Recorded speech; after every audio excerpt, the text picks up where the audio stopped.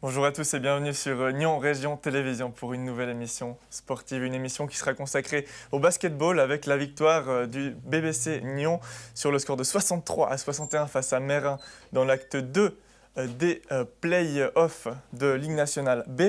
On va aussi aborder un sujet qui est la course à pied, mais tout d'abord, on va commencer avec du basketball avec Michel Courtois. Michel Courtois, tu es le secrétaire général du Rugby Club Nyon. Tout se passe bien au niveau du club. Si je dis ça, j'imagine que je ne me trompe pas. Des féminines à la première équipe, tout le monde est au top. Et peut-être tu vas commencer par aborder l'équipe féminine qui fait vraiment une belle saison. Merci de nous accueillir. Effectivement, l'équipe féminine fait une très belle saison. Après avoir risqué de disparaître il y a à peu près 4 ans, nous avons fait une entente avec Palaisieux et la Route-Broye et Montet. L'équipe féminine maintenant qui s'appelle les Mermaids, c'est une entente, représente 38 filles qui sont très très motivées. D'un point de vue résultat, qu'est-ce que ça donne pour le Alors moment? aujourd'hui, elles sont quatrième du championnat. Elles sont qualifiées pour les play-offs et elles vont jouer leur demi-finale dans 2 semaines, soit contre les championnes suisses à Genève, soit contre les Lucernoises. Il y a beaucoup d'autres équipes du club qui sont également qualifiées pour les playoffs. Mathias Rivero, tu es là pour nous en parler. Bienvenue Mathias. Merci. Tu joues dans la deuxième équipe du rugby club de Nyon. Alors comment se porte déjà ton équipe qui est l'Excellence A? Alors au niveau du classement, on est premier, donc on n'a pas eu trop de surprises. On a 2 défaites maintenant à notre actif, dont une ce week-end qui nous a un peu remis en ordre. Malheureusement, on a beaucoup de blessés et ça joue un peu justement dans cette équipe de réserve. Et voilà. Le rugby, c'est vrai que c'est un sport où on risque effectivement d'avoir des problèmes de contingent. On ne sait jamais à quoi s'attendre. Ces 2 défaites, elles ont fait du bien en vue des demi-finales? Alors on va dire que la défaite de ce week-end nous a un peu remis en place dans le lit qu'on s'était fait un peu confortable. Et du coup, pour les playoffs, ce sera beaucoup plus... on va revenir beaucoup plus dur et puis on sera mieux. On va parler également des juniors, puisqu'ils font également eux aussi une bonne saison, notamment les M18, tu me disais en début Oui, d'émission. alors nous sommes particulièrement satisfaits du travail qui est fait par l'entraîneur principal, Jocelyn Lapierre, qui a monté un groupe de moins de 16 et de moins de 18 ans. C'est formidable, on tourne aujourd'hui entre 35 et 38 juniors dans ces catégories de jeu. Et bien, effectivement, nos juniors sont aussi qualifiés pour les playoffs et joueront leur demi-finale dimanche prochain, 19 mai, contre Lausanne à Lausanne. Toutes les dates sont dans la tête de Michel Courtois. Au cas où vous avez des questions, il y a également bien sûr la première équipe que tu connais bien, Mathias, puisque vous vous entraînez toujours ensemble. Une première équipe qui se porte relativement bien, c'est juste si je dis ça. Oui, ils sont 3e pour l'instant au classement, avec l'intention de finir 2e ce week-end en jouant contre le Luc. Ce sera un match décisif et on sait que c'est ô combien important de finir 2e et non pas 3e. Alors c'est important, oui. Ça va déterminer le lieu où va se jouer la demi-finale. À égalité de points, la demi-finale se jouerait à Nyon et autrement, ça sera Hermance, qui est un adversaire valeureux et connu depuis très longtemps. Oui, la demi-finale serait à Nyon, comme ici sur ces images. Un match du Nyon Rugby Club cette année, c'était face à Genève-Plan-les-Ouates. Hermance, c'est un adversaire, Mathias, que le Nyon peut, avec lequel peut rivaliser et que peut éliminer. Je pense qu'il n'y a pas vraiment d'équipes qui sont hors de notre portée, c'est surtout une mentalité à avoir pendant le match et avant le match, aux entraînements et surtout être présent. Donc si on te comprend bien Michel, ce sera de toute façon une demi-finale face à Hermance. Reste plus qu'à définir le lieu de la confrontation. Oui. Voilà. Oui, tout à fait, et ça se décide dimanche. Voilà, exactement. Le match, est-ce qu'on peut déjà savoir où et quand? Le match de la une du coup, Alors, dimanche. le match de la une, donc, c'est dimanche 19 mai à Colovray, où nous recevons Hermance à 15h pour la première et à 13h pour l'Excellence A.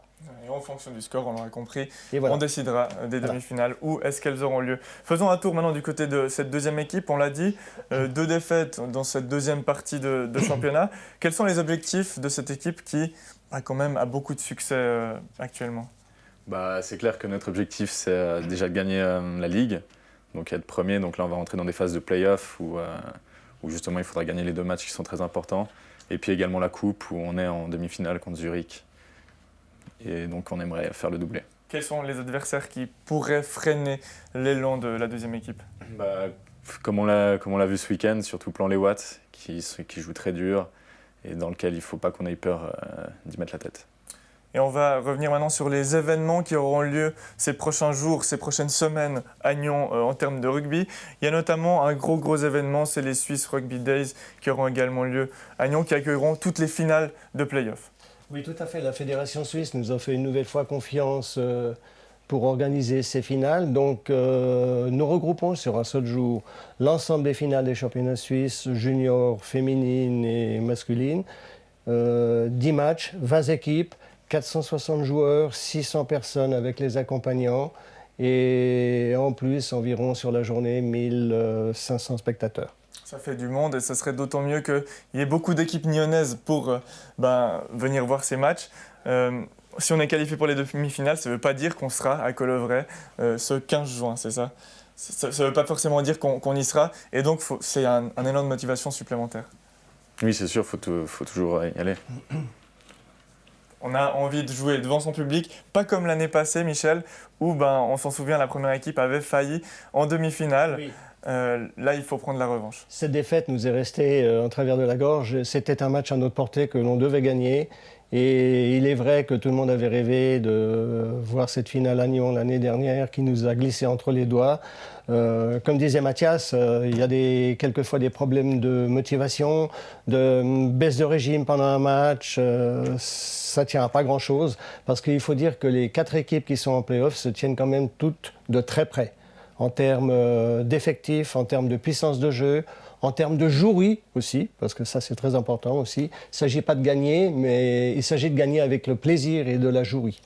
Oui, donc c'est très serré, on ne sait pas encore quelle sera l'affiche de cette finale. Aujourd'hui pas. Est-ce qu'en Excellence A c'est pareil ou bien est-ce qu'on peut déjà voir en finale quand on est premier et qu'on affronte le 4e? Non, il n'y a rien qui est sûr. Tous les matchs peuvent être décisifs. Il faut vraiment qu'on y aille tout le temps à fond. Et puis si on se relâche, les autres n'hésiteront pas à prendre notre place de premier. Ça, c'était pour les Swiss Rugby Days. Mais il y aura d'autres événements également du côté de Colovray et de Nyon. Tu vas nous adresser une liste, peut-être le temps fort autre que ces Swiss Rugby Days. Qu'est-ce que ce sera? Alors, nous sommes fiers aussi d'avoir une équipe de vétérans qu'on appelle les Cro-Magnons. Et les vétérans vont fêter leur 10e anniversaire cette année en organisant un tournoi à 10 joueurs. C'est un peu nouveau au niveau des instances fédératives de rugby. Et ça sera un bel événement, c'est le dimanche 29 juin à Colovray. On attend entre 6 et 8 équipes et il y aura la fête, il y aura des animations pour les enfants, il y aura des démonstrations. C'est une belle journée de rugby familiale et conviviale comme on sait le faire dans le rugby. Et puis maintenant, on va rappeler juste quand même le match important qui définira la demi-finale de la Une ce week-end. Tu te souviens de l'heure et la date? Dimanche à 13h. Voilà, 13h pour l'Excellence A et Dimanche à 15h et à 15h pour la première équipe. Et si je peux rajouter quelque chose, on en a profité pour inviter les anciens joueurs d'Union Rugby Club. Il y a une trentaine d'anciens joueurs qui seront là, qui vont déjeuner avec nous et qui seront là pour soutenir les 2 équipes. Un club donc très familial. Oui. Merci beaucoup messieurs d'être passés sur le plateau de Nyon Région Télévision. Merci de nous avoir accueillis. Merci à vous.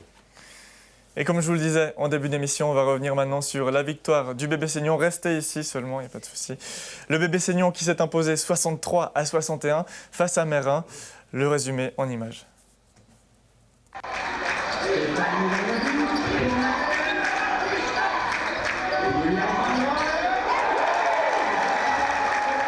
« 63-61, c'est le score final de ce match absolument passionnant entre 2 équipes qui n'arrêtaient pas de se chercher.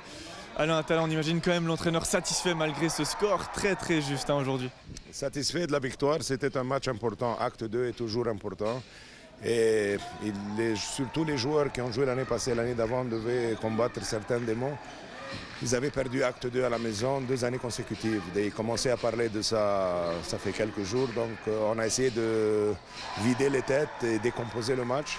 On fait une partie médiocre, je disais. Mérin joue bien, il joue dur. C'est une équipe complètement différente de l'équipe de début de tournoi. Et ce qui est très positif aussi, c'est qu'en fin de partie, on perd le lead, on perd l'avantage, disons. Et puis on croit toujours et on reprend l'avantage et on termine la partie gagnante.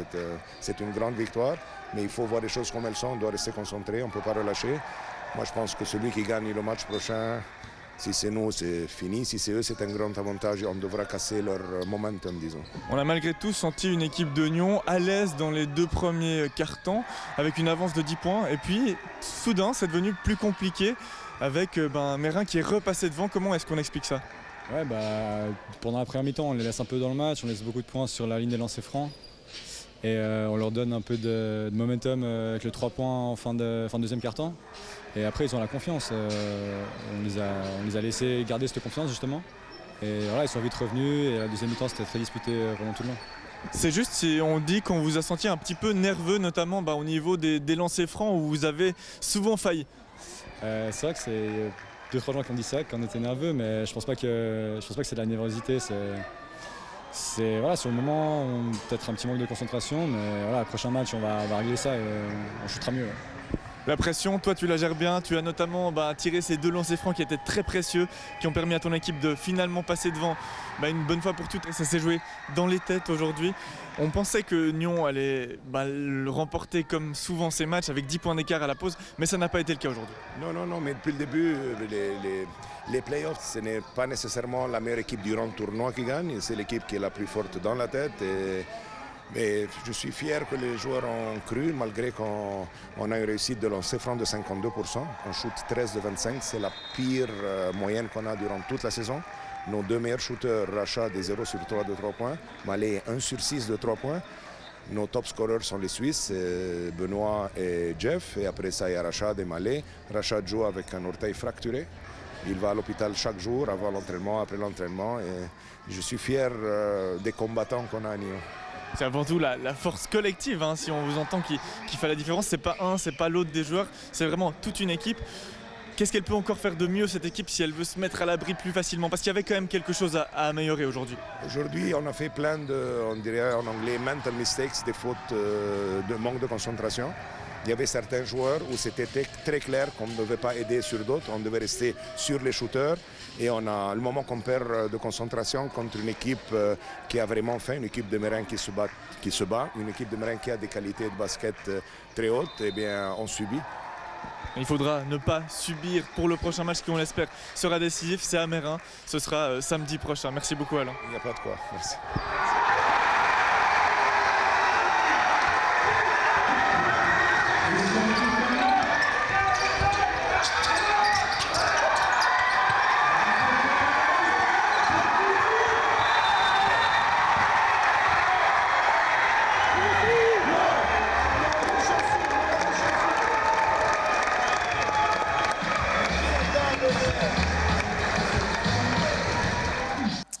Et la belle victoire du BBC Nyon, durant laquelle avait également lieu le Tour du Pays de Vaud. L'étape de Colovray a eu lieu hier soir, c'était à Nyon. Josette Bruchet, vous êtes l'organisatrice de l'événement, merci d'être là.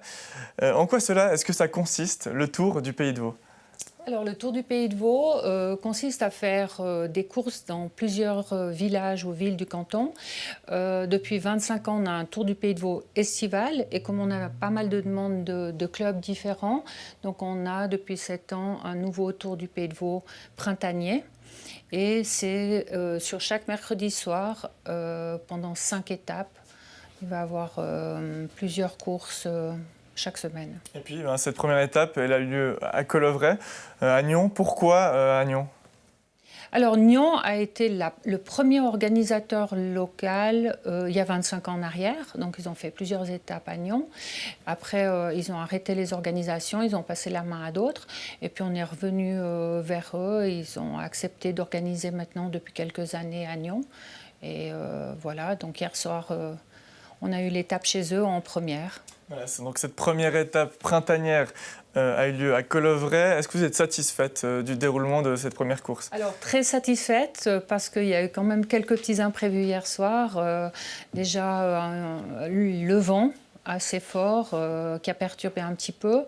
À 6h15, j'avais plein de téléphones de coureurs qui me disaient on est dans les bouchons, il y a des gros accidents du côté de Lausanne. Donc on a été d'accord de reporter le départ de 10 minutes, ce qui est rare parce qu'en général on le fait sur 3 ou 5 minutes. Et puis 10 minutes avant, on s'est rendu compte qu'il y avait un arbre qui était tombé sur le parcours. Donc 10 minutes avant, changement de parcours. Donc voilà, mais justement avec tous ces petits imprévus, tout s'est super bien passé. Et là, on voit des images de la course qui nous ont été livrées par l'ASSN.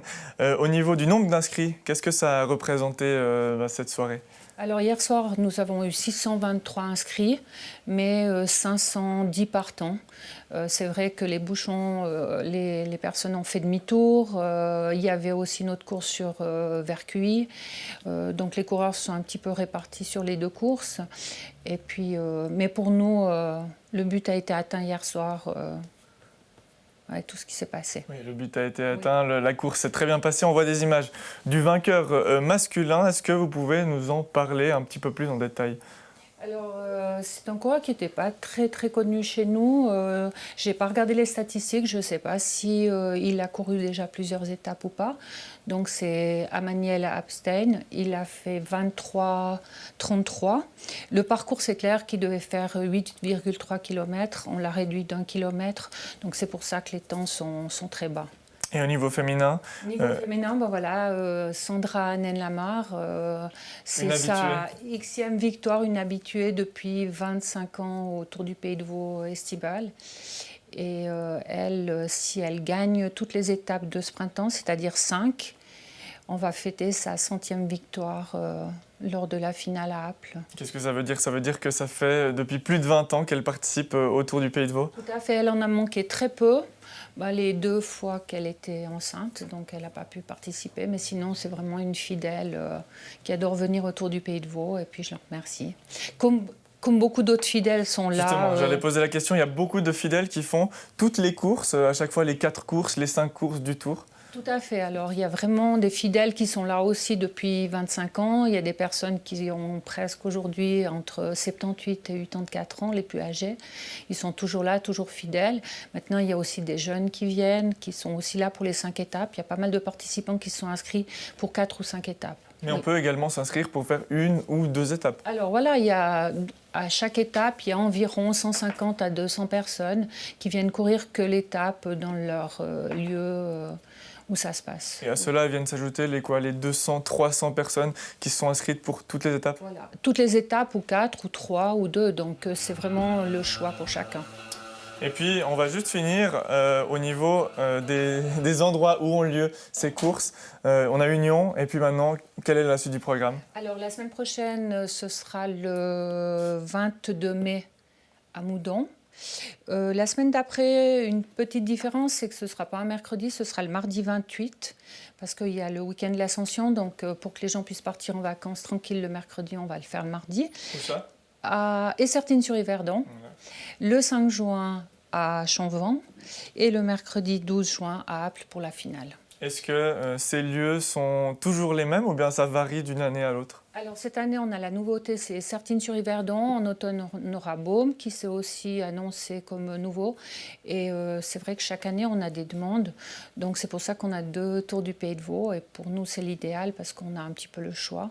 On essaie de satisfaire. C'est ça qui fait un peu le charme de la compétition, découvrir de nouveaux environnements. Voilà, c'est ce que depuis l'année passée, il y a eu Apple. Les gens étaient très contents de découvrir. Et puis juste une petite chose, cette année, il y a une nouveauté sur 4 étapes. Nyon, hier soir, n'avait pas cette distance-là.